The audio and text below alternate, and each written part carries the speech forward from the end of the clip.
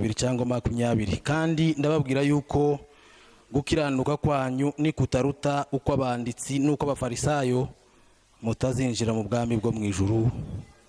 Amen. Haleluya.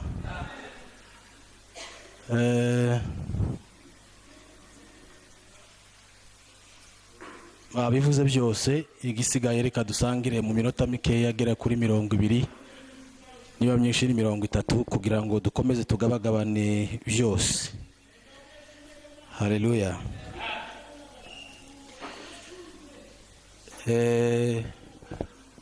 Hariho gukiranuka kwa muntu guheshwa n'ibyo akorera Imana, kudaheshwa no kwizera.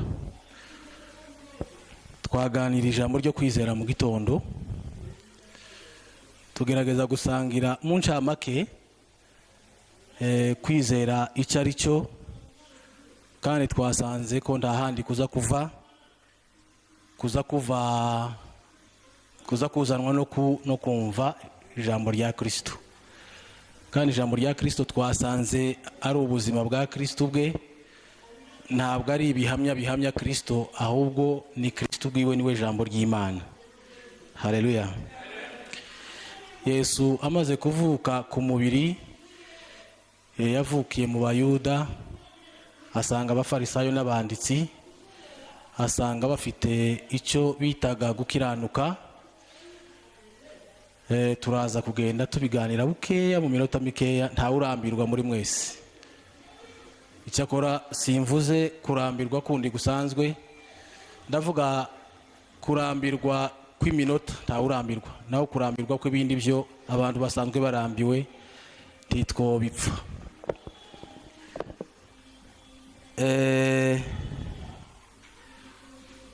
Hari inzira Yesu yaje guhishura, yari ihishwe ubwenge bwa muntu, kandi arabihamya ngo niwe nzira, niwe kuri, niwe bugingo. Nta muntu ugera kwa data atamujyanye. Ariko amaze gushika asanga hari inzira nyinshi abantu barimo, kandi batekereza ko zose zigana ku Mana. Aza guhamya ko ari we nzira wenyine, kandi aza guhamya ko ibindi abantu bibwira ari ikinyoma, iwe niwe kuri wenyine. Kandi aza guhamya ko ibitari we ari urupfu, ari we bugingo wenyine. Ubwo bugingo rero Imana yahaye abantu kubw'urukundo yabahaye, twabwiwe ko buheshwa no kwizera uwo yatumye. Ntabwo buheshwa cyangwa buzanwa n'ikindi kintu icyo ari cyo cyose cyo mu isi, ahubwo buzanwa no kwizera uwo yatumye. Amaze kubyiruka, amaze kugenda yigisha mu masinagogi, dusomye iri jambo, abwira aba bantu yasanze bakora ibyo gukiranuka, arababwira ngo ibyo mwita gukiranuka ni ugukiranirwa mu maso y'Imana, nk'uko Yesaya yari yarabihamije ahanura, aravuga ngo iyo Imana irebye gukiranuka kwa muntu ngo ibona ari ubushwambagara. Ni ukuvuga ngo gukiranuka kwari kubikiwe abantu ni kumwe gusa, ni ukubonerwa muri Kristo Yesu, kandi guheshwa no kumwizera. Haleluya. Haleluya. Bwana asifiwe. Reka dusome hano mu Baroma twitonze, kandi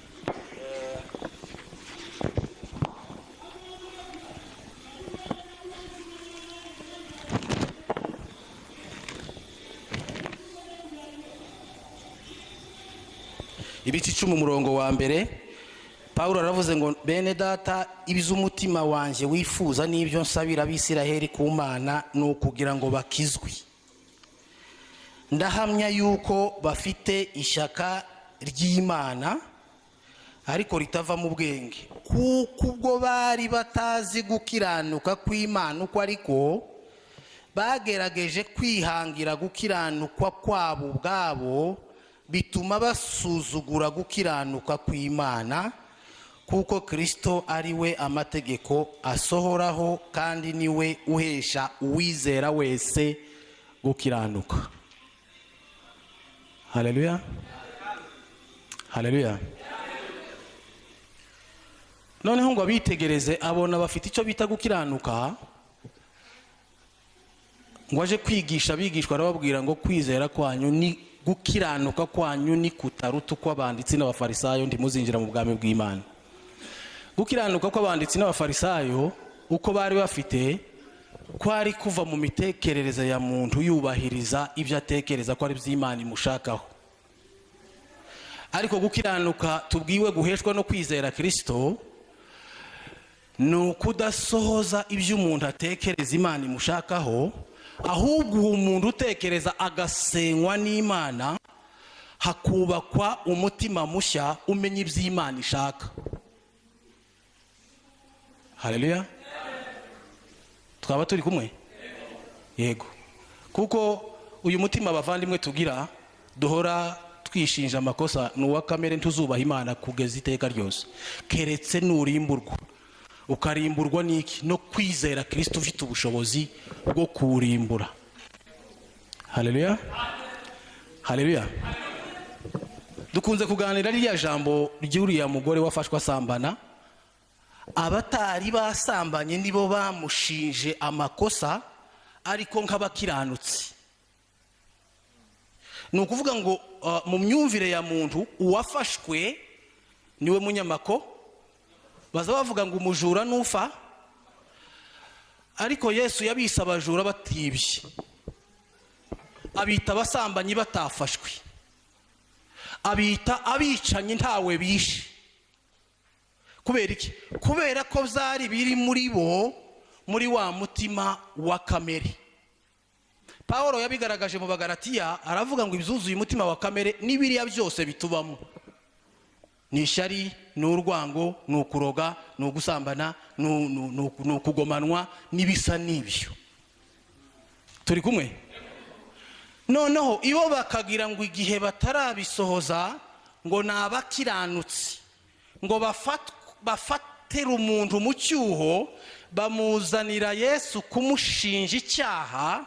Arababwira ngo muri mwebwe udafite icyaha n'aba ari umushinja. Noneho ngo habura n'umwe kuko ibyaha byabashinje mu mitima yabo.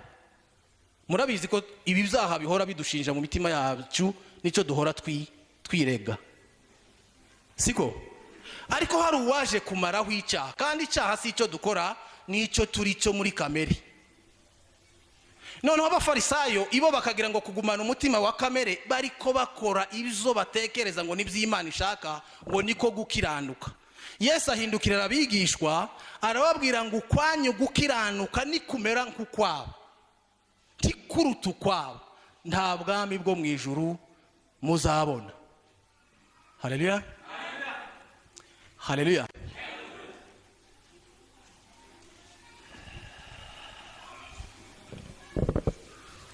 Ubwo yaravuze ngo gukiranuka kwanyu ni kutaba njyewe, kandi nta bwami buza butura mu bundi bwami. Hagomba kubaho kurwana kw'aya mambi yombi, ubu bwa Kristo bugatsinda ubu bwa Satani butubamo. Kristo agasigara ari we gukiranuka kwacu, Kristo agasigara ari we bugingo bwacu, Kristo agasigara ari we byose byacu Imana ishima.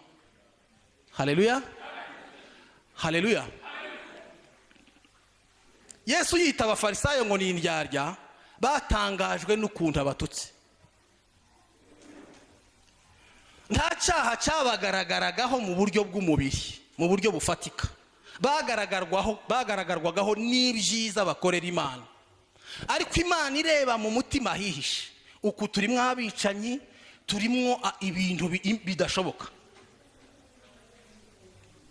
Reka mvuge nk'umuntu ubu nyine uwovuga ngo twese imitima iza ahangaha, umuntu mugenzi wawe abona uko umeze, ntawo kwemera muri twese. Uku n'ubu mpagaze ni urugero, gareka nivuge kuko nije uhagaze imbere y'amaso menshi. Bamwe ko baramavuga ngo iyo agwa hariya, ni urugero. Simvuze ngo niko mwavuze. Urebe nk'ibyo nawe bigatunguka nkaha, sinje wogira isoni, ni wowe wozigira. Ni ukuvuga ngo gukiranuka kw'abafarisayo kwari ukugaragaza ibyiza bakorera Imana, ariko imitima yabo itandukanyije n'itandukanywe n'Imana, kuko ari umutima w'icyaha witwa ngo ni umutima wa kamere. Yesu yaravuze ngo, Yesaya yavuze ibyanyu neza yeruye, ngo ubu bwoko bunshimisha iminwa, ngo ariko imitima yabwo indiku. Muzamubwira ngo ibyo dupfa nibiba mu mitima y'abandi, nibiba mu yacu. Si ukuri? Yesu yaganiriye n'umugore w'indaya hariya ku iriba, abigishwa ngo baratangara, ngo ariko bananirwa kumubaza. Ni kenshi bivuga mu byanditswe ngo baribajije ngo ese noneho mwarimu byamugendegeye gute. N'abafarisayo bakavuga ngo yaba yari umwana w'Imana ngo yari kumenya aho yacumbitse. Turi kumwe? Kubera iki? Kubera ko ibo bahagaze mu giti cyo kurebesha amaso ya muntu. Ariko umva icyo Imana yaje kudukiza muri Kristo Yesu. Yaje kudukiza iki turimo, ngo yubake ikindi gikwiriye kutubamo gihesha Imana icyubahiro. Haleluya, haleluya. Hari ubundi twaganiriye hano, ntabwo Yesu yaje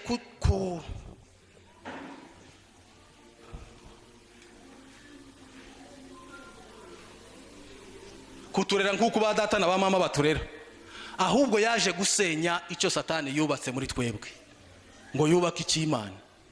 Bwana sifi. Haleluya, haleluya. Mu gitondo twabwiwe ngo cyaba cyiza cyaba kibi, Imana yaje kugisenya.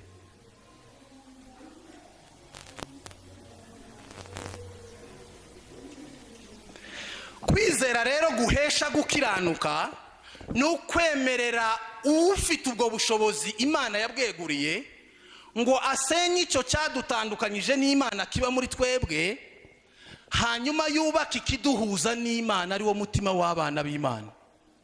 Umuririmbyi yaravuze ngo, umvugutire kandi uncure, inkamba zimvemo, umpindure icyuma cyawe uhora. Bwana asifiwe.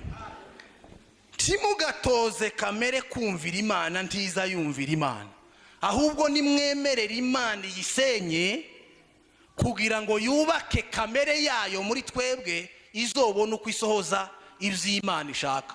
Ibi tuza dusohoza twise ngo nibyo, sibyo mu maso y'Imana, ni ugukiranuka kwa muntu. Nitutagira ukurenza uko, ntaco bizotumarira. Imana idutabare, idushikirize gukiranuka kwayo ubwayo kurenza uko twibwira ngo niko gukiranuka.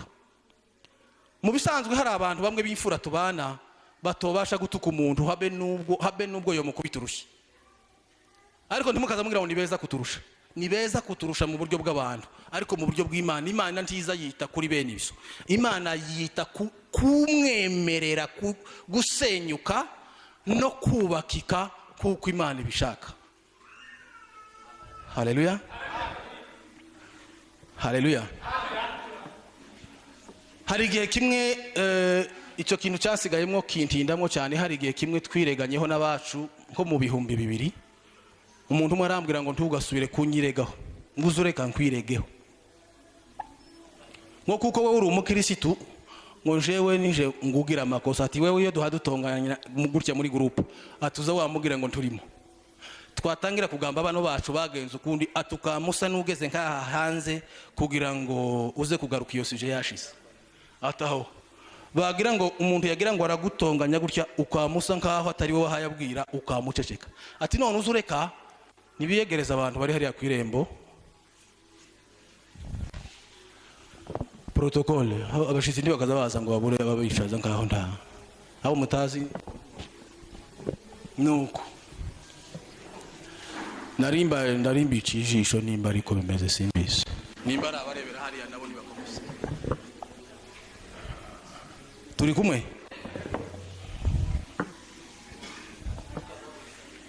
Ati wewe uzureka nkwiregeho, wowe n'umubyeyi twabanaga ubu yarasinzire ntakibaho. Ati uzureka nkwiregeho njewe manyanga. Ati naho wewe, ati ndasaba Imana ngo mere nkawe.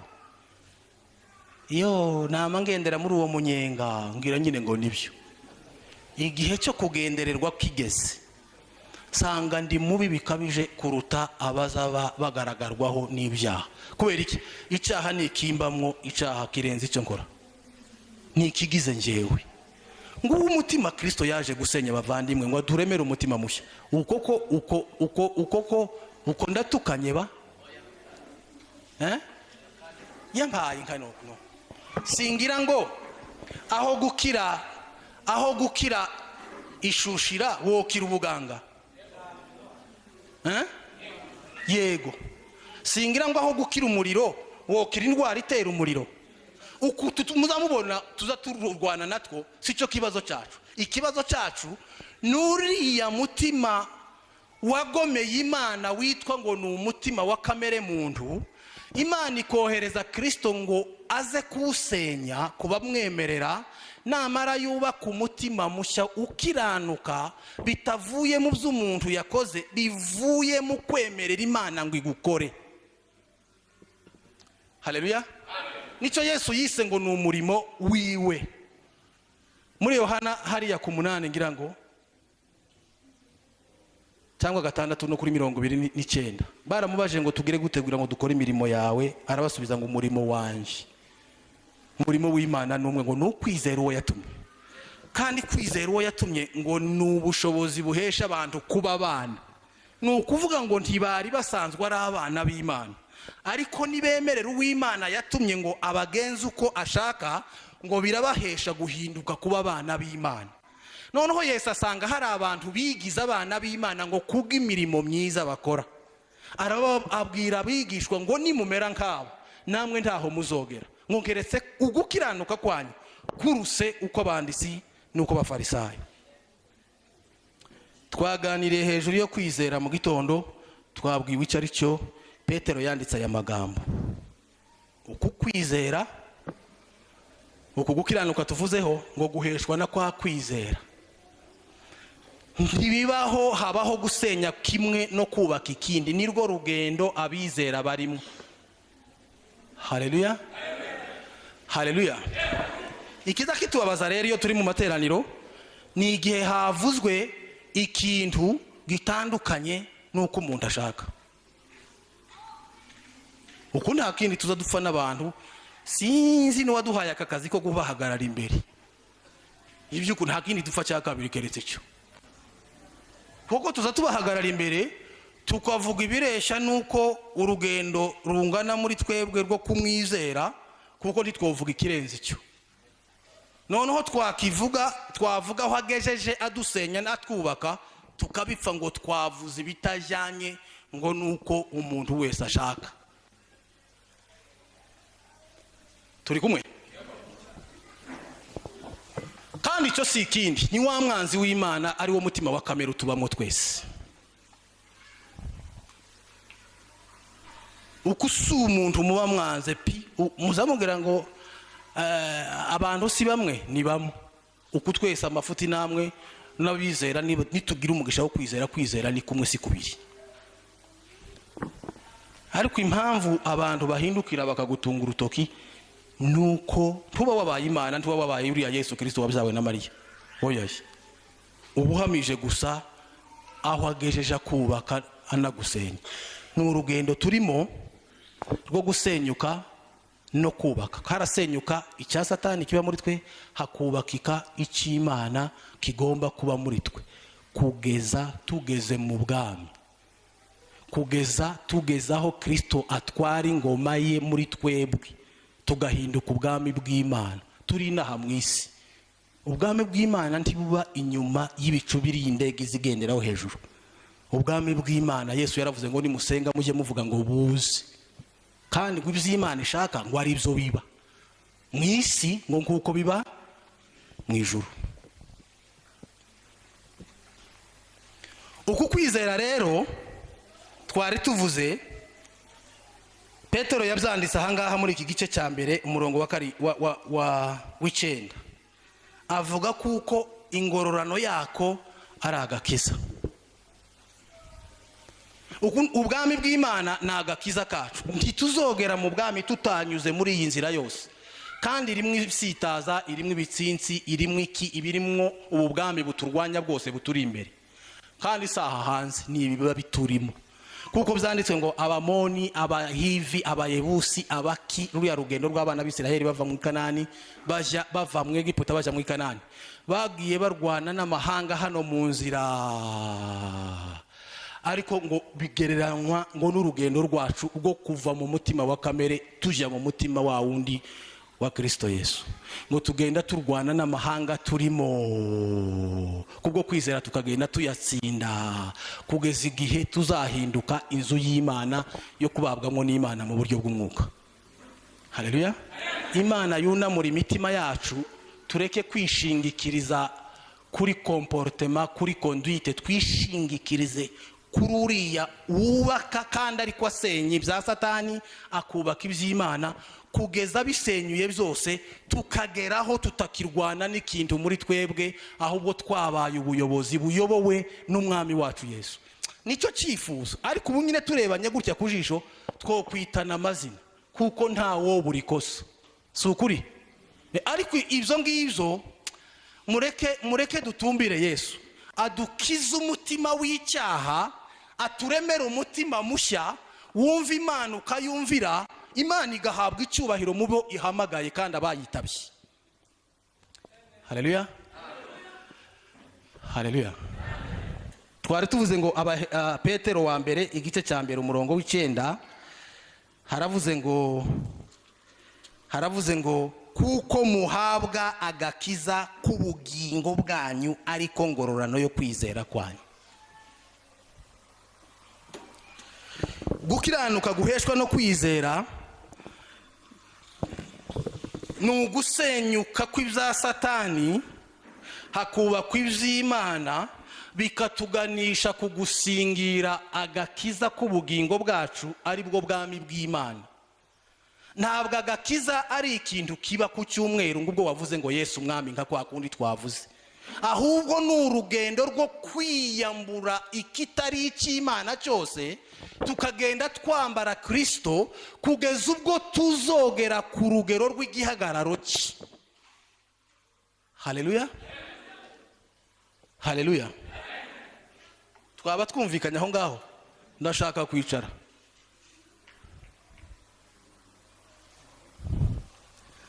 Gukiranuka kutatwinjiza mu bwami, mu mwuzuro w'ubumana, nuko abafarisayo kwabarekeye uko bameze mu mitima, hanyuma kubatwikiragaho k'intama ko gukora ibisa n'ibyiza mu maso y'umuntu, ariko mu mutima nta rugendo barimo. Ariko ugukiranuka kuva ku Mana guheshwa no kwizera Yesu Kristo kutwambura ibitari iby'Imana, kukatwambika ubumana, dusatira kugera ku mwuzuro w'Imana. Ubwo nibwo Imana izahabwa icyubahiro nk'uko bikwiriye. Umwanditsi yaravuze ngo sinzi kugushima nk'uko bukwiriye, ngo ariko hari uko nzogushima nk'uko bikwiriye, si mu bihe ahubwo nukumera ukuntu. Ubwo tuzogenda dutakaza ikidakwiriye muri twebwe, nibwo Imana izogenda ihabwa icyubahiro muri twebwe, kugeza aho kizoshira cyose hagasigara icyubahisha Imana tukayishima nk'uko bikwiriye. Kuko Imana ntizishimwa no kwikaza kwacu, ahubwo izishimwa n'ibyo yiyubakiye ubwayo. Abayemerera rero nibo babiswe ngo nabizera, kandi uko kwizera kuduhesha gukiranuka, kandi gukiranuka ni akamero, ni ukumera ukuntu, si ugukora ukuntu. Mureke kurwana no gukora ukuntu kandi mumeze ukundi kuntu. Mureke Kristo atugire ukuntu bihesha Imana icyubahiro. Haleluya. Haleluya. Aka kantu nigeze kukivuga tuganira bisanzwe kugira ngo n'ubwonko bwumve. Twagiraga baramubaca ahantu simbavuze, akamagira igihe cyo guceceka. Nimba yageze atekereza ngo reka yirinde kuvuga nabi, agaceceka. Hari uwatubwiye ndibutse ngo igihe yacecekaga mwabo ngo mukecuru yageze avuga ngo rwuzuye, agaceceka.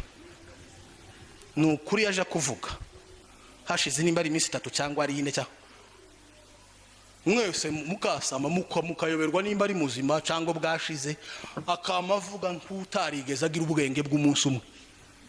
kandi yageze avuga neza neza ahagaze hagati mu muhana, akamatunduruka akavuga kandi ahatukana. Kandi ngo ya minsi kwari nko gusa ngo kwirinda.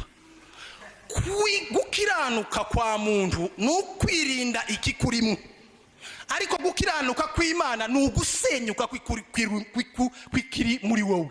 Naho bitandukaniye. Gukiranuka kwa muntu n'ukwirinda indwara urwaye, ariko gukiranuka kw'Imana n'ugukira iyo ndwara. Kandi nta wikiza, nta ufite ubushobozi bwo kwikiza, hari uw'Imana yatumye. Kandi aracyari ko twinginga muri wewe apana muri jewe.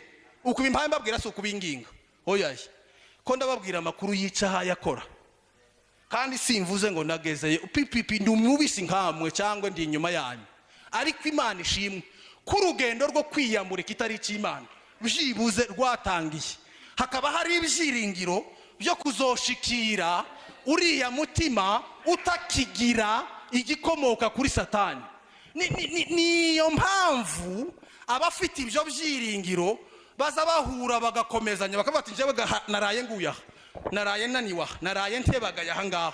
Mwaganira muri babiri mugasubizanyamo intege. Bibiri ikavuga ngo ababiri bararuta umwe, ngo iyo umwe aguye mugenzi we azamubyutsa bagakomeza iki urugendo rwo kugira gute, rwo gutakaza ikimbamo kinyanduza no kuremeka kw'ikimbamo gikiranuka kiva ku Mana, kugira ngo Imana ihabwe icyubahiro. Haleluya. Abafarisayo rero icyabababaje niki, nuko amazina bari bafite yayandi y'amakerubi yahindutse ubusa ku mugaragaro mu bandi bantu. Yabaye nka atashatse kuvuga ko ibi byose nakagahanyu kose ari ubusa. Uyu muhungu ntafite dayimoni, ati ni ubusa, ni ukuri ni ubusa, ibitava ku Mana ni ubusa. Ati nimwemere Imana ibakore, haleluya, isenye ibyo mwari mwubakiyeho, yubaka ibyayo, ibyo ni by'Imana ibashakaho. Abaroma 12 haravuga ngo dutange imibiri yacu ibi bitambo zo kugira gute. Kandi ngo hariya munsi hakavuga ngo kandi ngo tugize imitima, ngo duhindutse rwo tugize imitima mi.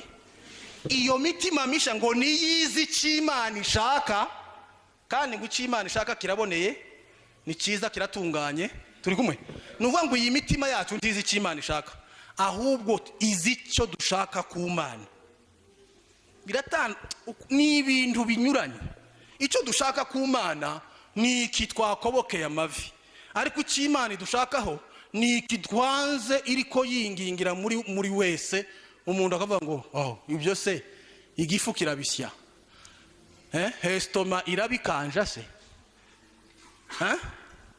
Bibiri ikavuga ngo wohabwa iby'isi byose yamara kimwe ubugingo ngo buzomumarira iki. Ni ukuvuga ngo turiko turingingirwa guhabwa ubugingo, kandi ubugingo ni ugutakaza twebwe bakera hakubakwa twebwe bashya baremwe n'Imana. Ubwo nibwo bugingo bw'Imana duhabwa tukabuheshwa no kwizera. Uru rugendo rwo kwizera rero ingororano yarwo ngo nagakiza, gukira iki, gukira icyo turi cyo.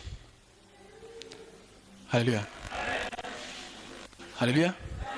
Agakiza si ukuvuga ngo uko mbaye mvuga, oya, ni ugukira ikimbamo kitakomotse ku Mana.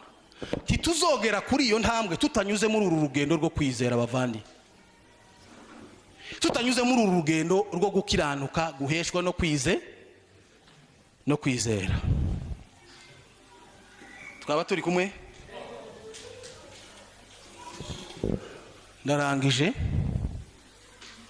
narimba sogongeje bukeya ikijanye n'ikiko cyubakwa muri jewe n'igisenyuka, kuko ikitarica bari amagambo. Kuvuga Imana no guhamya Imana ni ibintu bibiri bitandukanye. Yesu yasanze abafarisayo bavuga Imana, ariko bwira abigishwe ngo muhamye Imana. Kuyihamya ni gute? Ni ukuvuga icyo Imana yakoze, ni ukwerekana icyo Imana yakoze. Iyi ni bafle, iyi ni isaha mu buryo bufatika, iriya ni mixeri, aka ni agatuti. Icyo ni ikintu gihari, ariko tubivuze bidahari ni umugani. ni ukuvuga ngo kuvuga Imana tukavuga ukuntu abisiraheli bajabutse inyanja, ntituvuge icyo Imana ihaye isenya none muri nje n'icyo ihaye yubaka ngo dore do. Tuba twavuze imigani, tuba twabaye abafarisayo. Ariko ni ukuri ko turahamya Kristo hari aho amaze gukonjora. Uku twari amabuye manini cyane, ariko hari igice kimaze gukonjoka kugeza akonjo abimazeho hatagisigaye ibuye rigeretse ku rindi buye. Imana ikabona ikibanza cyayo uko kingana nk'uko icyifuza, tukaba tubaye ab'Imana batakivanze n'ikindi. Haleluya, haleluya. Ubwo buhamya rero gituma ari bubi mu maso no mu matwi ya kamere, nuko buba buhaye buvuga icyo abantu badahaye babona. Noneho abantu bakagira umujinya ngo none umuntu wese yakibonye. Ubwo ni ukwibesha, siko duhaye tuvuga, ntiduha dutungana intoki. Wa musaza w'iwanyu ngo barabwirije mu mukutano ngo aruharika hasi, arika hasi kugira ngo yihisha amaso yuri kuvuga imbere.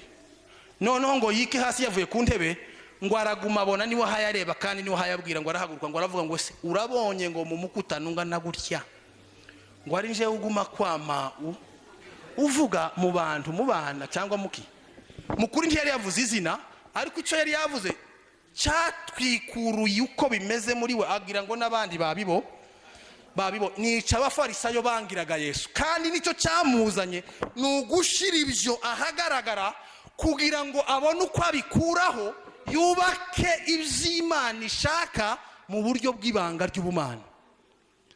Haleluya, haleluya.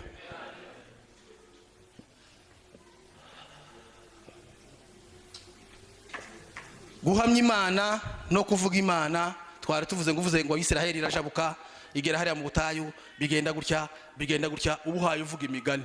Ariko guhamya Imana ni uguhamya icyo Imana ihaye ikora mu bugingo bwawe byitwa none, kaba gato ariko kakaba kanofori, kakaba gato ariko Imana ikoze. Haleluya, yego, ni ukuri, yego kabisa. Imana yabwiye Yosuwa ngo ahuzaho kandagiza ikirenge hose.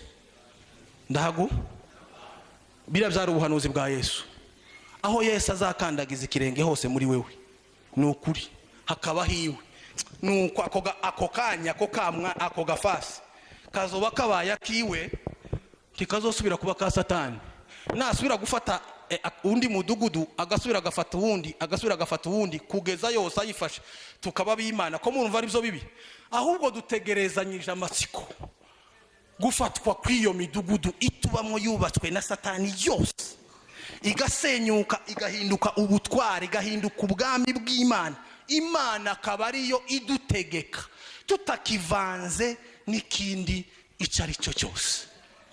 Nabonye umunsi umwe tuva gutarama tunezerewe, twahanuye, twakoze ibintu bikomeye, umwana umwe yamadutuka nabi kandi tumuhaye lift. Nimba byaragenze gute? Amaze abahungu baza bihuta gukubita,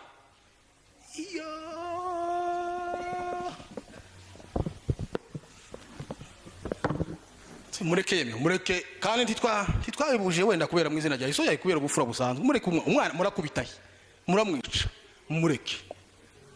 Turagenda ngo twinjire mu nzu gutya, umubyeyi umwe twari tugezemo mu wiwe aratubwira ngo ntimuri abagabo murimba, ngo gituma mutamukubise mu izina rya yego. Akamenya ko muri abaga, ninde muri twese utameze nk'uwo mubyeyi? Ntawe. None se nituguma kumera gutya, ko murumva hari aho duhaye tujya? Oya, Imana irashaka ngo isenye ibi byatwebwe, yubake iyo noneho ga timeze nkatwe. Nukuri ntimeze nkatwe, imeze nkayo. Niyo mpamvu ifuha irafuhira ibitariyo muri twebwe, kugira ngo yubake ibyayo, isigara ariyo yonyine gusa, itakivangirwa n'ibiyirwanya bitubamo. Yesu aravuga ngo ubu nibwo bugingo buhoraho, ko bakumenya ko ari wowe Mana y'ukuri yonyine, bakamenya uwo watumye ari we Yesu Kristo. Imana y'ukuri yonyine ni igihe izaba yaganjije ibindi byose bitari Imana muri njyewe, apana muri wowe. Wenda wewe yarabirangije, ko ndavuga iki, ko ndabaho ubuhamya. njyewe biracakaniwe ndi mukubwira kugira ngo amasanga ijisho ko rirandeba ry'ibitari Imana, ariko hari ibyiringiro bidakoze isoni by'uko yatangiye umurimo mwiza wo gusenya ibya Satani no kubaka iby'Imana, izo usoza iwurangiza ko turagenda nayo mpola gahoro gahoro mu buryo butagaragara. Imana izahabwa icyubahiro mu bayitabye. Haleluya.